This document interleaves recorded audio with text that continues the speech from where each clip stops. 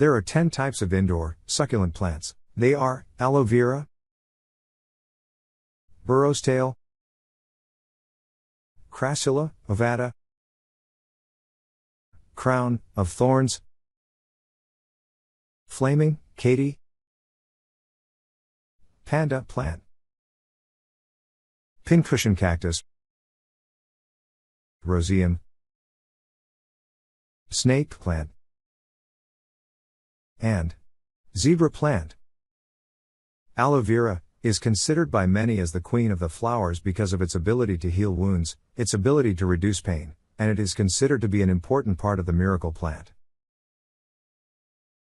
Although it is a plant that many people love to use it in their own ways, there are some things that you should know about aloe vera before you start to use it, or take it as a remedy for your own pain. There are certain things that you should know about aloe vera that will help you make the most out of it. One of the best things that you can do for aloe vera is to make sure that you don't take the plant when it is not dry. Because aloe vera is not a plant that you can take when it is dried, you must make sure that you take it just a little bit at a time. This can be done by taking a couple of sprigs every day, and then keeping it in your refrigerator. Just make sure that you keep it in the refrigerator somewhere cool so that the plant will not be overheated, and you can use it whenever you want. In the southwest, Burro's tail or cactus burros is a succulent plant with fleshy leaves and a flat, triangular trunk. It is often grown as an ornamental plant for home gardens.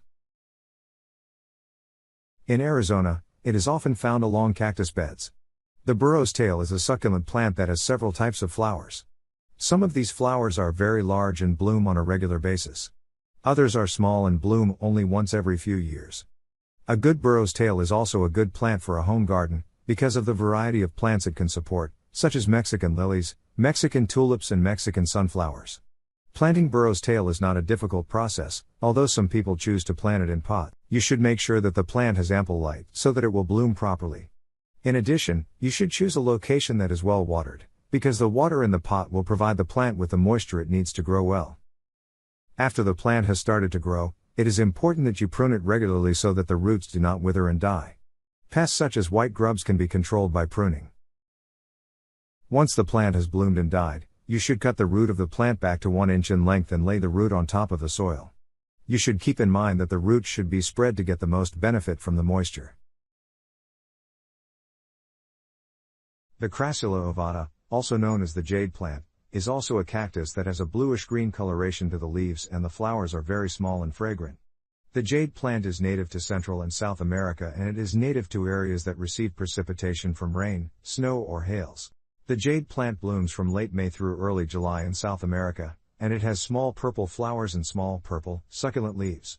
It has a large and deep green, glossy foliage that is used in decorative landscaping in the United States, Canada, and Mexico. The jade plant is an evergreen plant that grows to about 12 inches tall. The jade plant has 2 to 4 leaves on the lower portion of its leaves, and each of the leaves has a large red flower on it, which is the jade plant's main reproductive organ. The crown of thorns has long been considered a dangerous plant in China and other parts of Asia, yet it is now being grown for the same reasons that people use this plant for medicinal purposes: the fact that it is very adaptable and grows in any type of weather, being used for landscaping and in the production of ornamental plants, and as a succulent plant. There are 2 types of the crown of thorns. One is the regular crown of thorns, which have an oval shape with the flower petals at the top, and the other is the true crown of thorns that have multiple blooms and has leaves that are opposite in shape to the petals of the flower. The best place for an indoor succulent plant to grow is in a large pot, and the plant will bloom and look beautiful in a week or 2. The plant has a very sweet, aromatic scent and makes a great smelling flower for a vase or hanging in a window. An indoor succulent plant of the crown of thorns makes a great addition to a home garden, or if you have a large area of space, then try growing this as a houseplant. These plants will take up almost any type of soil, and they do very well in high traffic areas of the house, such as a walk. Many succulent plants like the flaming Katy are sensitive to cold temperatures, and are susceptible to freezing or thawing. The main concern of this plant is the cold temperature, because it can be killed by extreme cold temperatures. The best time to plant flaming Katy is between October to March, and you can plant it in the evening or in the early morning. Flaming Katy also like moderate temperature. They like well-lit areas as well as will generate more buds and blossoms when given 8 to 10 hours of sunlight a day. In late autumn, As well as very early winter, this succulent generates buds with 4 petals that can be a range of shades from dark red to golden white. It looks fantastic as a workdesk centerpiece or plant. The panda plant is one of the most fascinating types of interior succulents because of its small and fuzzy leaves. The creamy appearance of its fallen leaves, and also brownish red markings on its sides, are what made it the name of the panda plant. They can live for several years inside your home, and also although this kind of delicious can blossom in the ideal scenarios, it hardly ever does. As a result of the panda plant's small size as well as soft texture, it looks great in youngsters' rooms or in hanging planters.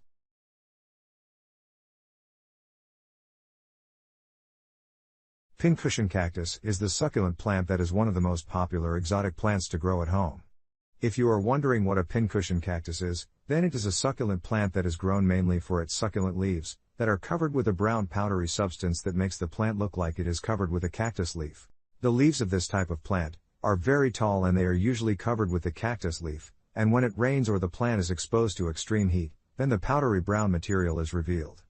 This type of plant is popular with people who love the tropical weather, and they like the way they look when they are outside in the garden.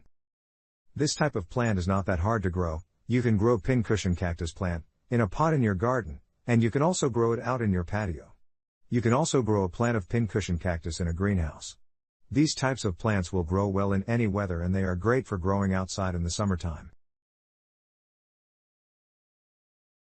Roseum, also known as the sedum spurium, is a plant with beautiful succulent leaves and a thick succulent trunk that makes a nice border on a windowsill or on the border of a container.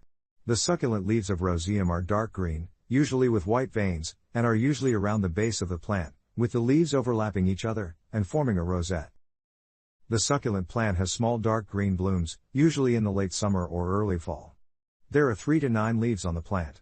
The plant blooms once a year, and the leaves are small and pale green. Roseum is a succulent plant with a very large range, and is one of the more popular succulents in the United States. It is a very good indoor plant as it is very durable, and will grow in most indoor or outdoor containers. The Roseum plant is not a difficult plant to take care of, and does not require much attention or special care. It grows in full to partial shade, and does well in soil that has a neutral pH. The plant is best in a light and dry, well-drained soil. Roseum is a succulent plant that should be kept in a humid place to grow properly. When plants are kept in an area that is not in direct sunlight for a long period of time, they will become weak and the succulent plant can become dry and brittle. Snake plant, also known as the Sansevieria trifasciata, is the smallest snake plant in the world and was given the nickname, the snail plant, because of its shape, a cone with rounded ends, resembling the shell of a snail. This snake plant, also called the snail plant. While it grows in the Central African rainforest, the plant is not used for medicinal purposes. The plant is a member of the cactus family. The Sansevieria trifasciata snake plant is a member of the plant family, Cactaceae, which includes the popular snake plant Sansevieria aspirata. The plant is related to the cactus family Solanaceae. The plant is classified as a cactus because it has a stem similar to that of a cactus, and a leaf much like that of a cactus. While the plant looks like a cactus, the leaves are short, narrow and leafy. The plant is only 3 to 5 inches in height. The zebra plant is also known as the Haworthia fasciata, zebra tree, zebra berry, or the zebra fruit because of its long beautiful black or white striped leaves. The plant is mainly found in the central Kalahari Desert, in Namibia and Zimbabwe. Its seeds are very small, around 6 to 10 millimeters in length, and about the same size as the seed of a walnut. The plant grows in dry, shaded areas, and it also tolerates light and air well. The plant grows very well and has a very thick, succulent foliage that is very durable and resistant to drought. It can grow up to 30 centimeters high and it has thick green, glossy leaves, which are about 3 to 4 millimeters long. The plant has a large, broad fertile base, and the flowers and fruit are small and round, about 1.5 to 2 inches in diameter. The plant flowers in late summer and early autumn, and has only 2-year reproductive cycle. The fruit is a dark purple and very hard seed with a rough and shiny surface. There are no known predators of the zebra plant. Thank you for watching. Please subscribe to our channel.